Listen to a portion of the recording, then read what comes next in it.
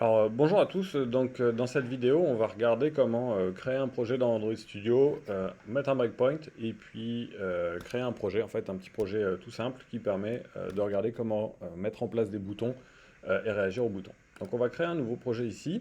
Alors pour commencer, en fait, on va sélectionner téléphone et tablette, c'est la cible la plus courante, et puis une activité vide dans laquelle on va pouvoir construire notre interface. Alors, on va appeler ça tape le lapin ici parce que en fait ça va être un jeu qui va nous permettre de taper un lapin. On va voir en détail pourquoi. Ici on va voir le nom du package. Donc en gros, d'habitude ici on va mettre le nom de notre entreprise ou le nom de domaine de notre entreprise. Donc si j'étais deguet.org, bah, j'ai créé ici org.deguet. L'endroit où ça va être, le langage qu'on utilise, alors nous on va le faire en Java mais on peut utiliser Kotlin, et l'API minimale qui va être exigée. Donc ici en fait ce qu'on va retrouver c'est quelque chose qui va nous aider en fait à déterminer combien de personnes vont pouvoir utiliser notre application. Donc plus on met une API moderne, par exemple ici 9, moins il y a de personnes qui vont pouvoir l'utiliser. Ça c'est le pourcentage de personnes qui actuellement sur le Play Store, donc le magasin d'applications de Google, utilisent cette version ou supérieure sur leur téléphone. Donc en allant cherchant le lollipop, on va chercher quasiment 95% des gens. Si on clique ici, il va nous dire jusqu'à quel point on peut aller en fait pour aller chercher un pourcentage, puis nous expliquer en fait comment il calcule les informations ici. Donc là on a fini notre projet, on va le démarrer.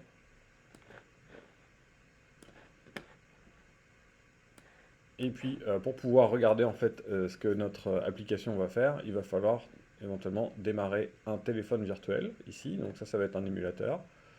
Donc si vous n'en avez pas à cet endroit-là, on va aller dans Tools, AVD, Manager. Là j'ai créé un téléphone, mais je pourrais en créer un autre. Pour les besoins ici, on va en créer un autre. Donc on va créer un Pixel 2. Là on va choisir la version d'Android qu'on veut installer dessus. Donc en ce moment j'ai S qui est disponible pour mon téléphone. Et puis ensuite il va nous demander quelques petites informations supplémentaires qu'on peut configurer et puis de le compléter. Alors je viens d'en créer un, je vais utiliser celui qui existait déjà sur mon ordi. Il démarre sur l'autre écran, mais le voilà. Donc on a ici un téléphone qui est virtuel en fait, qui est ici. Si jamais on revient, là on peut fermer maintenant notre gestionnaire et démarrer notre application. Donc on vient juste de créer l'application, il n'y a rien dedans pour l'instant. Donc pendant qu'elle démarre, ce qu'on va regarder un petit peu, c'est la structure de notre projet. Donc dans notre projet, il y a le manifeste. Donc ça, c'est un fichier qui décrit l'application et les différents écrans de l'application. Alors un écran dans une application Android, ça s'appelle une activity. Donc on verra que ce fichier-là, de temps en temps, il faut le modifier, mais pas très souvent. Ensuite, on a les fichiers de code, donc là où on va programmer la logique de l'application. Donc ici, à l'intérieur de Java. Et ensuite, on a des fichiers de ressources. Alors ceux qu'on va manipuler le plus aujourd'hui, c'est layout. Le layout, en fait, c'est la mise en page de notre application. Alors on peut la voir sous la forme de cet éditeur-là. On peut la voir sous la forme du code source qui y correspond. Et puis on peut la voir sous un format split qui va nous montrer le code source et le résultat ici. Donc là, notre application a démarré. Et a priori, on pourrait déjà commencer à jouer avec. S'il y avait quelque chose dedans, vous voyez qu'il n'y a rien du tout, il y a juste un texte à l'intérieur. Alors ce que nous on va faire ici, c'est utiliser une approche qui est fournie par Android qui s'appelle le View Binding. Donc on a la doc ici, au niveau du View Binding, ce qui va permettre en fait de relativement facilement accéder aux éléments graphiques. Donc on va prendre ceci, qui est un petit bout de code, là, et on va le rajouter dans les fichiers de build de Gradle. Alors vous en avez deux ici, un pour le projet et un pour le module. C'est celui pour le module qui va être à modifier ici. Donc on va rajouter ça. Et en fait, à partir du moment où on rajoute ça, Android Studio va analyser notre fichier de layout ici, et il va produire un fichier qui va nous permettre d'accéder directement aux objets du layout. Alors pour qu'on puisse accéder aux objets, il faut qu'ils aient des ID. Donc là par exemple, on va aller rajouter un ID sur cet objet-là. Alors vous voyez ici, là on nous propose de mettre un arrobas plus ID, c'est comme ça qu'on va déclarer l'ID d'un objet. Puis on va pouvoir l'appeler par exemple textu. Alors pour compléter le binding, en fait, au niveau de notre layout. Donc on va rajouter des ID comme ici, par exemple. Et puis au niveau de notre code, alors nous on est en Java, ce qu'il va falloir faire, c'est aller récupérer un binding et effectuer quelque chose qui ressemble à ça. Alors c'est pas ce qu'on a par défaut dans la classe qui a été créée par Android Studio. Donc on va aller regarder rapidement la différence entre les deux. Donc on a le super onCreate qui est similaire, mais ensuite on voit ici qu'on crée un binding qui est basé sur le nom de l'activité, en fait qui est basé sur le nom du fichier XML ici. Donc là on a activity underscore souligné main. Donc ce que ça veut dire, c'est qu'on va avoir un activity main binding. Donc ça c'est une classe qui a été générée automatiquement par Android Studio.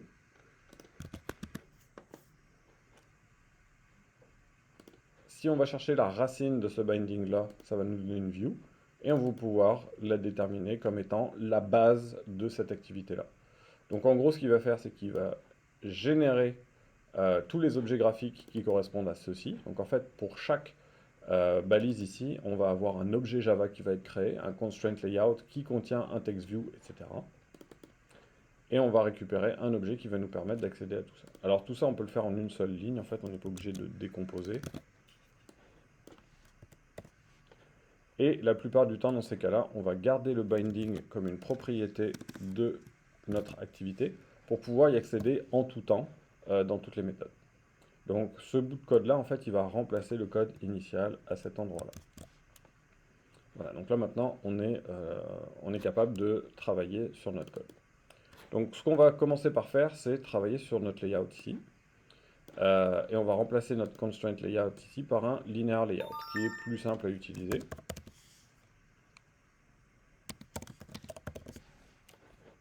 Et on va voir pourquoi.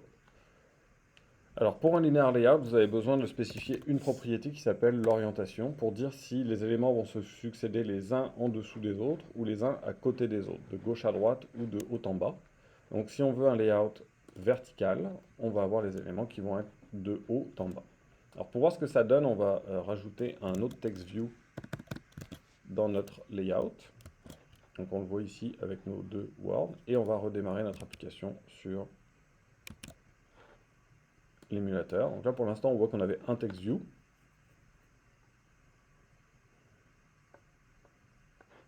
Ah oui, alors là il m'envoie une erreur parce qu'en fait j'ai deux éléments qui ont le même ID, donc ça j'ai pas le droit de faire ça, un ID doit être unique. Donc je redémarre mon application, donc là on l'a vu s'arrêter, et en la redémarrant maintenant on voit nos deux Hello World. Donc nous ce qu'on va vouloir faire en fait c'est un jeu qui s'appelle Tape le lapin, qui va contenir un certain nombre de boutons, et on va voir également comment mettre en place notre layout. Donc la première chose qu'on va vouloir faire, c'est avoir un champ texte ici et un autre champ texte ici. Donc on va prendre ces deux champs-là. Et dans notre linear layout, on a le droit de mettre un autre linear layout. Alors on va vouloir dire qu'il prend toute la largeur de l'écran, mais par contre que sa hauteur va correspondre à son contenu. Donc pas forcément toute la largeur, toute la hauteur de l'écran, mais simplement son contenu. Il va falloir qu'on lui dise aussi que son orientation est cette fois-ci horizontale, pour mettre deux éléments l'un après l'autre. Et on va aller ici rajouter deux éléments. Alors il y en a un qu'on va appeler PAF, et l'autre qu'on va appeler FLOP. Donc on arrive ici. On va aussi pouvoir spécifier la couleur du texte. Alors là, on peut y aller de deux manières. On peut y aller avec une couleur nommée ou on peut y aller en hexadécimal. Donc par exemple, si on veut du vert, on va faire quelque chose comme ça. Et on va voir ici qu'il y a un petit éditeur, une petite aide qui se met en place pour pouvoir choisir la couleur du texte. Donc par exemple, là, on a un vert, mais on voudrait peut-être qu'il soit plus foncé. Voilà, on voit qu'on a pu modifier notre couleur de texte. Donc là, on va refaire la même chose avec un rouge.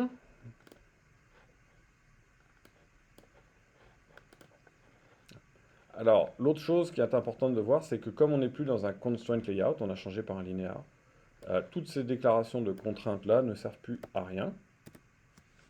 Donc on a vraiment les contraintes de taille de notre text view, autrement dit aussi gros que le texte. On a le texte initial qui va être dedans. Donc là par exemple on pourrait dire 0 paf et sa couleur et son ID. Donc on va faire la même chose ici.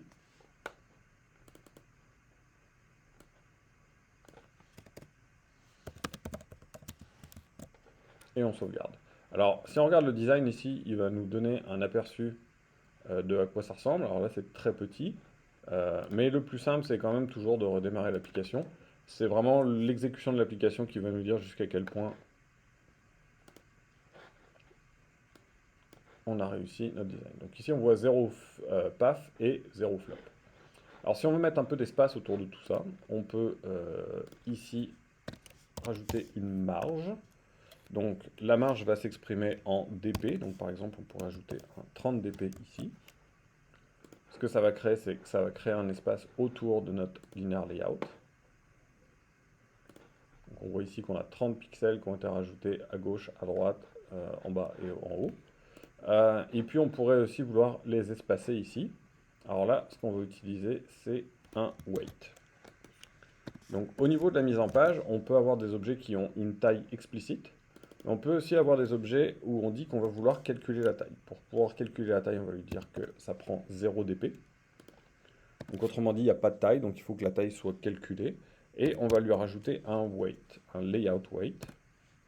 Ici, on va lui mettre 1. Alors cet objet-là, comme c'est vraiment juste pour créer un espacement, je n'ai pas vraiment besoin de lui donner d'ID. Et je vais réexécuter mon code ici.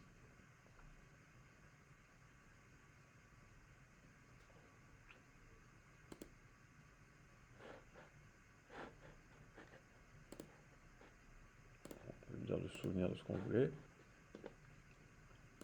Voilà. Donc ce qu'on a ici, c'est qu'on a une marge de 30 pixels qui s'est mise partout, nos deux text views, et le text view du milieu qui avait un weight qui a occupé tout l'espace qui est resté à cet endroit-là.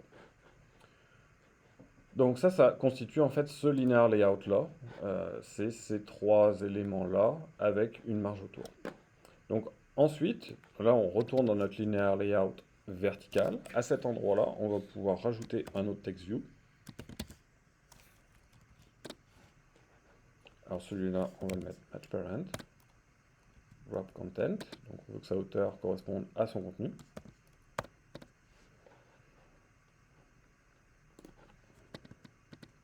Alors, ici, on pourrait avoir une balise ouvrante et une balise fermante. Ça donne qu'un text view ne peut pas contenir autre chose.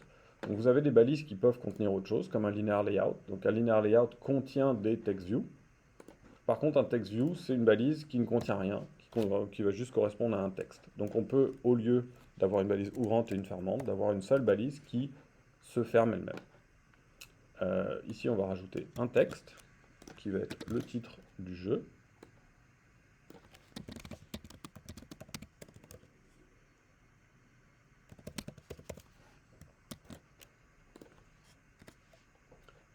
Et puis on va par exemple pouvoir lui donner une taille. Pardon. Et on va le mettre bien gros, histoire que ça soit bien lisible, avec un test size. Donc encore une fois, on peut redémarrer notre appli. À chaque fois qu'on change un petit peu quelque chose, on va redémarrer notre appli pour vérifier que tout est beau. Donc là, on voit nos deux éléments et ceci. Alors sur un text view ici, on va voir qu'on peut également rajouter un margin.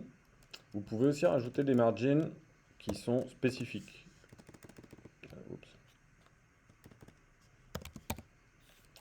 Donc par exemple, on peut mettre un margin bottom ou top. Donc là, par exemple, on pourrait dire qu'on veut créer de l'espace autour.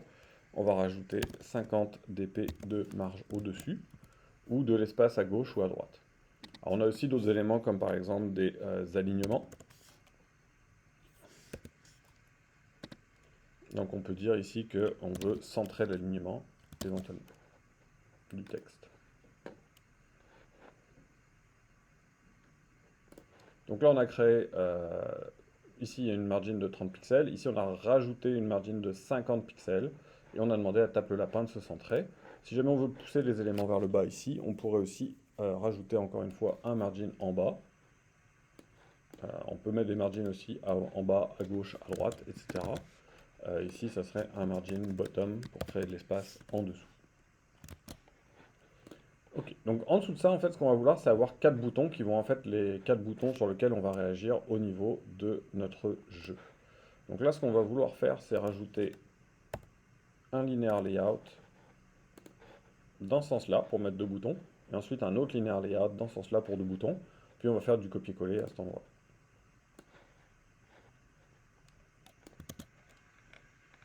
Donc là, on a notre bandeau du haut, notre titre de jeu, et ici, on va rajouter nos 2 boutons. Alors un bouton, c'est simplement un button. Il a un texte, et ici, on va l'appeler bouton 1.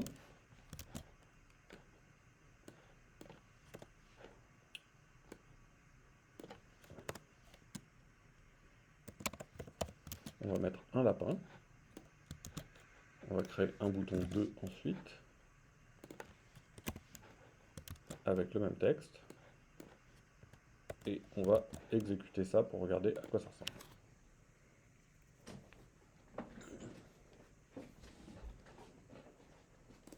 Donc on voit ici nos 2 textes, notre table lapin et nos 2 boutons ici. Alors si on voulait créer un espace entre les deux, on pourrait utiliser la même technique que tout à l'heure, c'est-à-dire avoir un text view qui a un weight, mais qui n'a pas de taille explicite et qui ne correspond à aucun texte.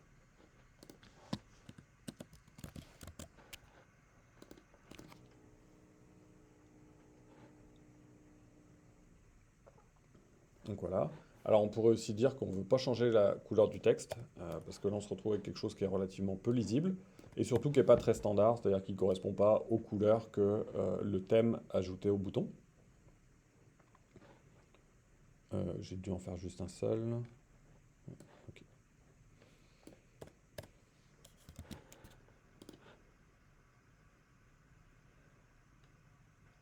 Ok, donc là on est relativement satisfait de notre mise en page.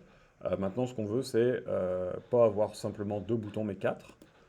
Donc ce qu'on va faire c'est qu'on va tout simplement prendre ce linear layout ici. Et puis on va en faire une copie en dessous. Alors la seule chose qu'il va falloir qu'on change à cet endroit-là, c'est que nos boutons ne peuvent pas avoir le même ID. Donc on a ici le 1, le 2, et on va appeler les deux autres 3 et 4.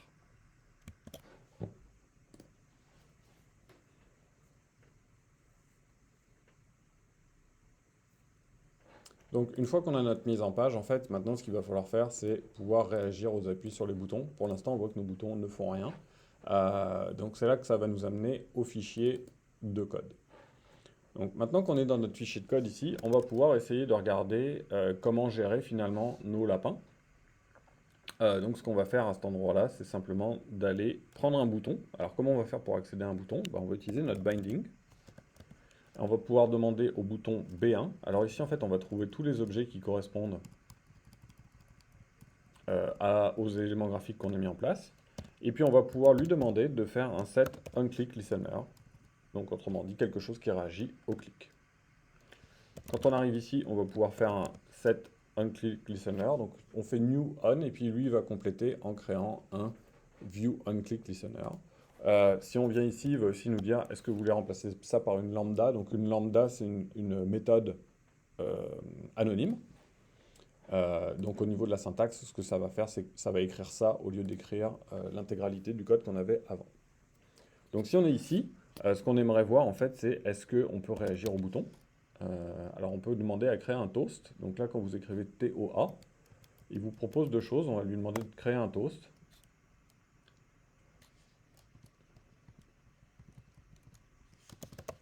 Coucou. Et ici, il va nous demander le get application context de l'application en ce moment. Donc là, on vient de mettre en place un petit peu de code, c'est un petit peu différent. Donc ce qu'on va faire, c'est qu'on va mettre un point d'arrêt ici et un point d'arrêt ici, arrêter notre application et la redémarrer en mode débogage pour essayer de comprendre ce qui se passe à cet endroit-là. Donc ce qu'on voit, c'est qu'au démarrage de l'application, il y a ce code-là qui se déclenche. Alors en fait, ce onCreate, il se déclenche au moment où on part l'application et pour la première fois. Si on appuie ici, ça va libérer l'exécution. Et on voit que l'objet graphique se met en place. On voit par contre que ça peut exécuter. Ça va s'exécuter quand on va appuyer sur le bouton. Donc là, on voit qu'à ce moment-là, ça passe par ici.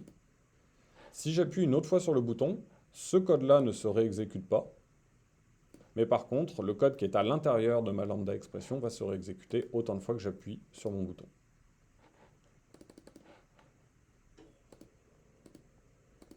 J'appuie 3 fois sur le bouton, on voit que j'ai déclenché 3 fois ma méthode. Donc c'est ici qu'on va pouvoir écrire le code qui va correspondre en fait au traitement du lapin. Alors évidemment, on va vouloir traiter les 4 boutons.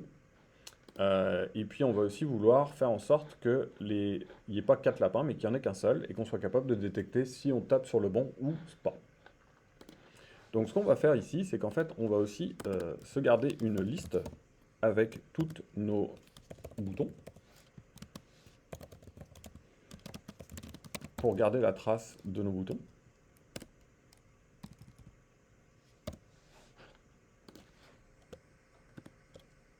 Oups. Donc ça, c'est vraiment les objets graphiques de boutons qui sont dans notre interface graphique. Et dedans, on va rajouter les 4 boutons qu'on avait réussi à obtenir. Donc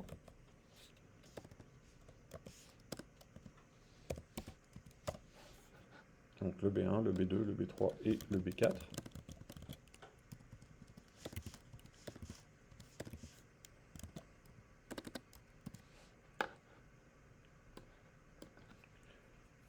Et à ce moment-là, ce qu'on va faire, c'est qu'on va décider, en fait, au hasard, quel est le bouton qui va être le lapin, alors que les autres ne seront pas des lapins. Donc pour faire ça, en fait, on va utiliser le hasard. Donc pour faire du hasard en Java, vous pouvez utiliser la classe random, qui va nous faire un objet en fait qui est capable de tirer un nombre au hasard. Alors il faut l'importer. Si on veut un nombre au hasard,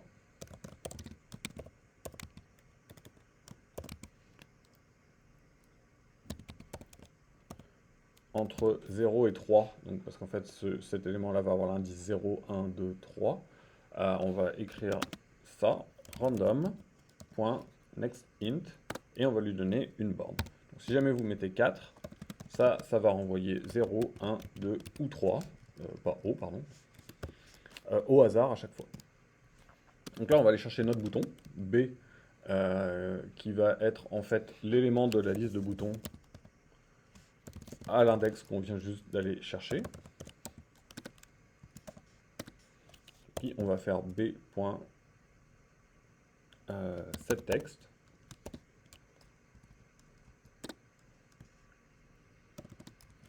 Coucou.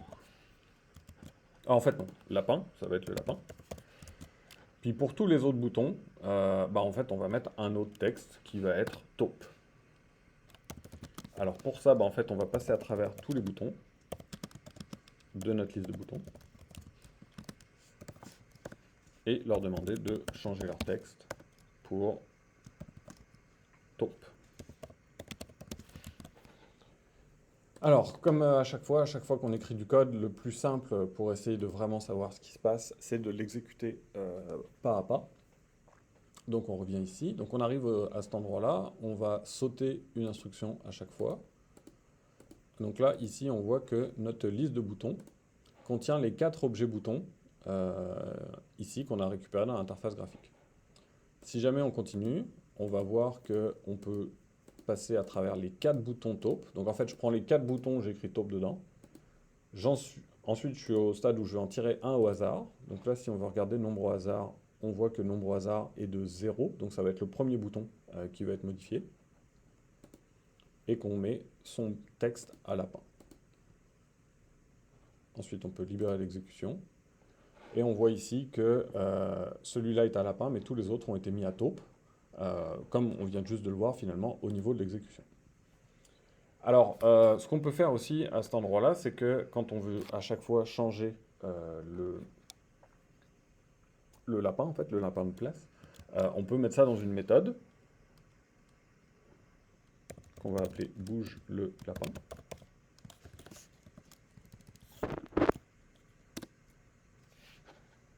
et on va mettre le code là-dedans. Alors là, on voit que Bouger le lapin a besoin d'accéder à la liste des boutons. Donc si on veut garder la liste des boutons en permanence disponible pour toutes les méthodes, au lieu de la définir dans une méthode, on va les définir au niveau de la classe.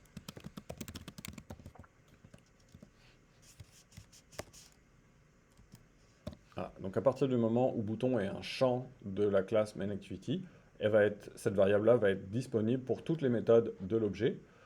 Et donc ici, on va pouvoir y aller. En fait, elle est déjà définie. On va pouvoir y aller comme ça. Et à cet endroit-là, quand on va faire bouger le lapin, ça va continuer à fonctionner. Donc là, on n'a pas changé grand-chose, on a juste fait un refactoring. Donc on va juste s'assurer que ça continue à fonctionner normalement. Donc là, on voit qu'on a le même fonctionnement. Alors l'autre chose aussi, c'est que ce nombre au hasard, on va avoir besoin de vérifier si c'est bien le bon. Parce qu'en fait, ce nombre au hasard, ça va être aussi la position du lapin.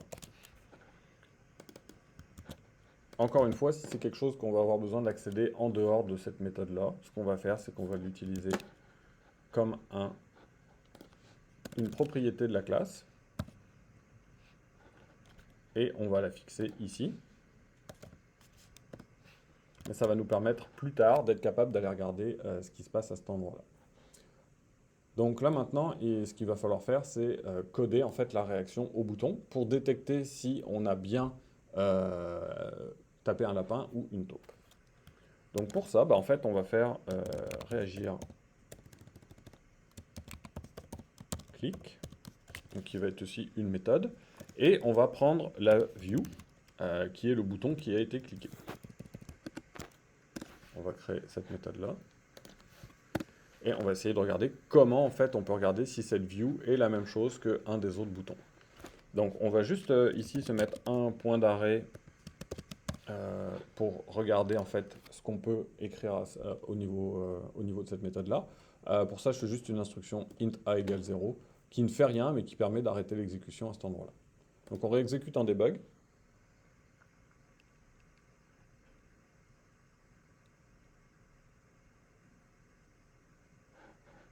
Donc là, on voit notre debug d'initialisation. Et maintenant, quand on va cliquer ici, on va arriver ici. Et si on veut, on peut relâcher pour arriver à cet endroit-là. Donc là, on va aller regarder View, en fait. Donc View, si jamais on regarde, c'est un Material Button. Et ici, on voit B640B38. Ça, c'est la référence de l'objet en mémoire. Si jamais on va regarder This, et en particulier Bouton, on va voir que il y a beaucoup de choses. Vraiment beaucoup de choses. Ok, je ne le vois plus là, mais en tout cas, le premier bouton, ici, c'était B640B38.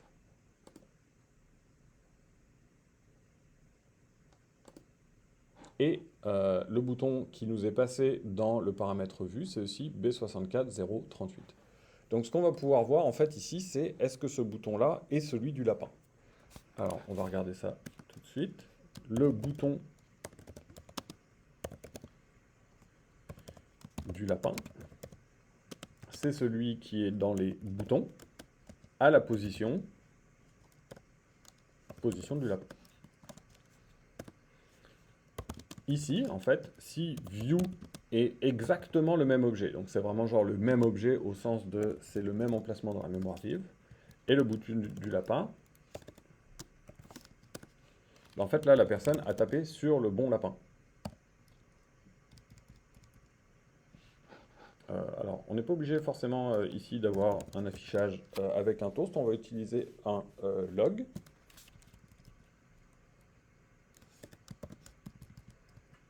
Et on va voir comment accéder au log.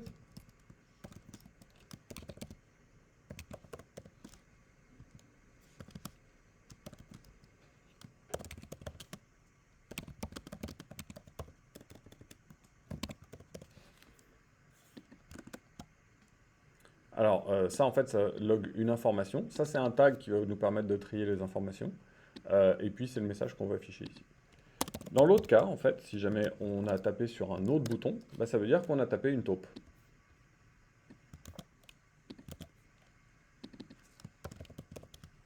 ouch, on vient de taper une taupe. Alors maintenant que j'ai ça, je suis plus obligé d'avoir ça. Et je vais pouvoir ajouter un breakpoint ici pour regarder ce qui se passe. Alors je vais enlever le reste parce qu'on a compris comment ça marchait jusqu'ici.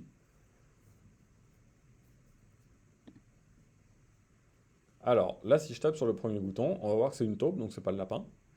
Si j'arrive ici et que je passe une instruction, on voit que le bouton du lapin, c'est le 4C66AAC, et que celui que moi j'ai tapé, c'est le E716680. Donc ça va être faux, et je vais passer ici sur le truc qui dit « Ouch, j'ai tapé une taupe ». Donc j'arrive à détecter si j'arrive à taper sur un lapin ou sur une taupe. Alors maintenant, mon dernier problème, c'est que ça, je l'ai fait seulement sur un seul bouton. Donc à ce moment-là, j'ai réagi seulement sur ce bouton-là. Donc il va falloir que j'abonne, en fait, que je réagisse de la même manière sur tous les boutons.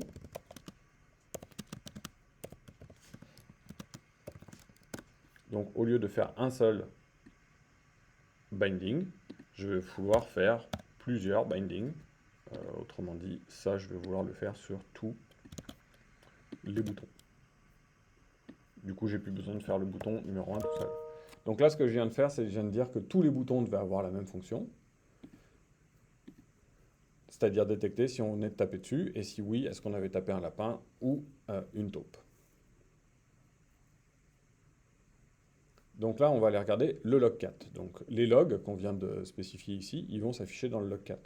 Si on appuie sur un bouton ici, alors on passe par notre breakpoint. On va enlever le breakpoint pour être capable d'avoir une exécution sans arrêt en fait. Et ici, on voit que dans notre logcat, on a un tape le lapin, bravo, tape le lapin. Alors le logcat, l'autre intérêt, c'est qu'on peut le filtrer. Donc si on met un texte ici, il va nous sortir uniquement les lignes qui correspondent. Donc si je viens ici, je vais pouvoir faire taupe, taupe, taupe, taupe. Et on voit que si je tape sur le lapin, je vais arriver au lapin. Donc on arrive à détecter le fait qu'on clique sur un lapin ou pas. Maintenant, ce qu'on va vouloir faire, c'est gérer les compteurs. Donc le nombre de fois où la personne s'est trompée ou a réussi. Alors encore une fois, c'est quelque chose auquel on va vouloir avoir accès à travers plusieurs appels de méthode. Donc ce qu'on va faire, c'est qu'on va les définir ici, pour pouvoir les utiliser dans toutes les méthodes. Donc on va se définir deux valeurs, paf et flop, qui commencent à 0, et qu'on va pouvoir augmenter à chaque fois. Donc quand on va faire un tape le lapin, on va vouloir dire qu'on a augmenté les paf. Donc on va faire paf plus plus, donc ça augmente la valeur de paf de 1. Et ici, on va vouloir faire flop plus plus, ça va augmenter les flops de 1. Alors ça c'est intéressant. Maintenant on voudrait quand même aussi mettre à jour le texte qui est ici. Donc pour faire ça, ce qu'on va faire c'est qu'on va aller chercher notre binding. On va aller chercher le champ texte qu'on avait appelé paf. Et on va lui changer son texte en mettant la valeur de paf et un petit texte derrière de paf. Donc on va juste s'assurer que ça fonctionne avant de continuer.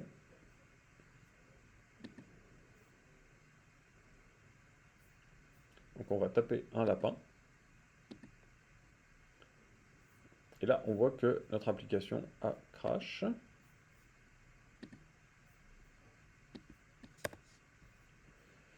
Et c'est à cet endroit-là qu'on va pouvoir aller regarder ce qui y correspond. Donc on voit ici qu'on a eu une exception, donc c'est tout en rouge. On nous dit exactement à quelle ligne, donc c'est-à-dire au moment où on a essayé de faire ceci. Et on nous dit que l'erreur c'est arrivé ici. Donc ce qu'on va faire, c'est qu'on va exécuter l'application en debug. Donc on va s'assurer en fait qu'on passe ici. Donc là on était dans le cas où je tapais un lapin.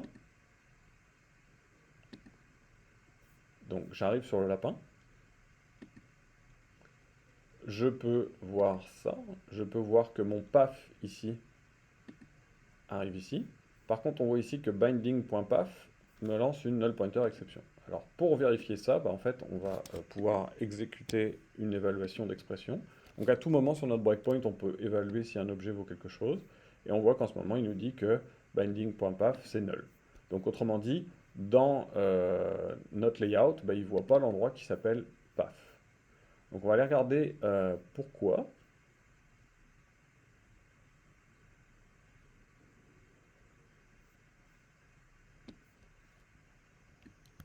Alors ici on a un objet avec un ID path. Ok. Alors on voit ici qu'en fait le binding est null. Le binding au complet est null.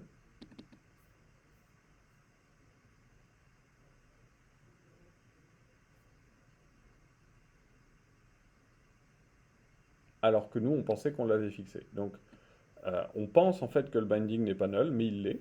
Donc on va essayer de déterminer à quel moment il aurait dû être fixé. Donc on va mettre un point d'arrêt ici et réexécuter notre application. Donc ça c'est l'affectation où fait binding égale quelque chose. Donc normalement on s'attend à ce qu'après ça, ça ne soit plus null. On va regarder pourquoi ça l'est toujours.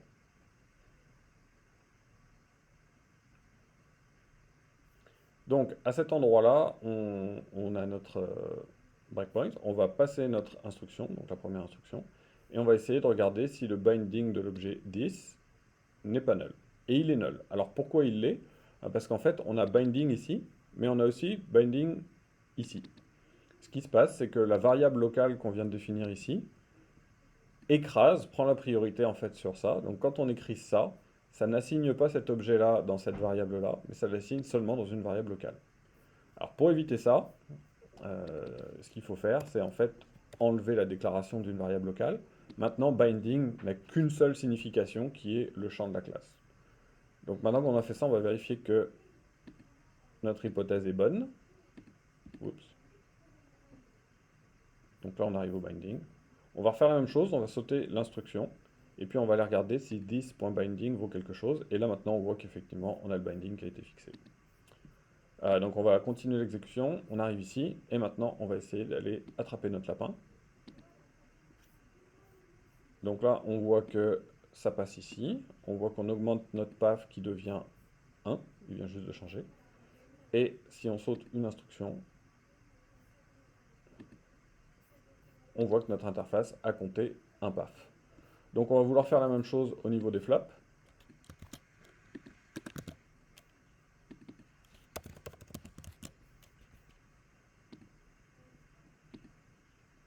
Alors c'est très très similaire au path, donc on imagine que ça va marcher pareil.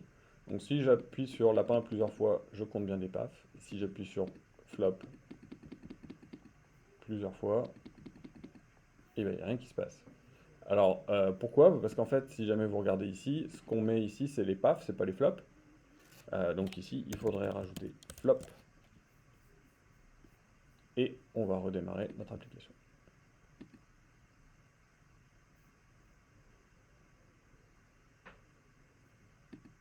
Donc notre compteur de... Oups, la partie en debug, on va enlever les breakpoints. Notre compteur de lapin fonctionne. Notre compteur de taupe change toujours le même champ.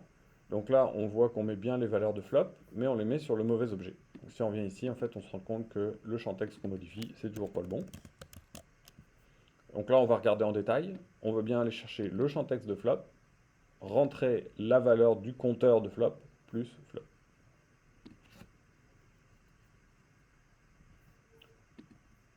Alors, on vient ici, on essaye de taper le lapin, on essaye de taper les taupes, et maintenant, les deux fonctionnent. Donc, le dernier élément qu'on va vouloir mettre en place, en fait, c'est de faire en sorte qu'à chaque fois que quelqu'un tape le lapin change de position, pour que ce soit un jeu qui bouge un peu plus, parce que pour l'instant, le lapin ne bouge pas à chaque fois. Alors, le gros intérêt ici qu'on a, c'est qu'on a déjà défini une méthode qui s'appelle bouge le lapin. Donc, ce qu'on va vouloir dire, c'est qu'à chaque fois que quelqu'un arrive à taper le lapin, c'est-à-dire ici, mais seulement dans ce cas-là, bah, on va vouloir bouger le lapin.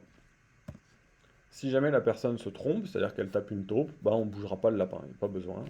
On va lui laisser une chance de trouver le lapin quand même. Donc une fois qu'on a fait ça, on va réexécuter notre code. On arrive ici, et si j'appuie sur lapin, on le voit se déplacer. Alors des fois il reste à la même place parce que c'est tiré au hasard. Si jamais j'appuie sur taupe, on voit les flops. Donc, dans cette vidéo, ce qu'on a vu, c'est comment commencer une activité. On a vu qu'on commence souvent par la mise en page, c'est-à-dire qu'on essaye d'obtenir le résultat visuel qu'on veut. On a vu au niveau d'une activité comment aller récupérer un bouton, comment réagir à l'appui sur un bouton avec un set and click listener, et puis mettre en place un petit peu de logique au niveau de notre interface graphique.